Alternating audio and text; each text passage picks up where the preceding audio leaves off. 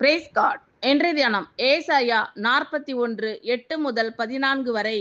என் தாசனாகிய இஸ்ரவேலே, நான் தெரிந்து கொண்ட யாக்கோபே, என் சிநேகிதனான ஆபிரகாமின் சந்ததியே, நான் பூமியின் கடையாந்தரங்களில் இருந்து உன்னை எடுத்து அதன் எல்லைகளில் இருந்து அழைத்து வந்து, நீ என் தாசன், நான் உன்னை தெரிந்து கொண்டேன், நான் உன்னை வெறுத்து விடவில்லை என்று சொன்னேன். நீ பயப்படாதே, நான் உன்னுடனே இருக்கிறேன், திகையாதே, நான் உன் தேவன், நான் உன்னை பலப்படுத்தி உனக்கு சகாயம் பண்ணுவேன், என் நீதியின் வலது கரத்தினால் உன்னை தாங்குவேன். இதோ, உன்மேல் எரிச்சலாய் இருக்கிற யாவரும் வெட்கி இலச்சையடைவார்கள், உன்னோடே வழக்காடுகிறவர்கள் நாசமாகி ஒன்றுமில்லாமல் போவார்கள். உன்னோடே போராடினவர்களை தேடியும் காணாதிருப்பாய். உன்னோடே யுத்தம் பண்ணின மனுஷர் ஒன்றுமில்லாமல் இல் பொருளாவார்கள்.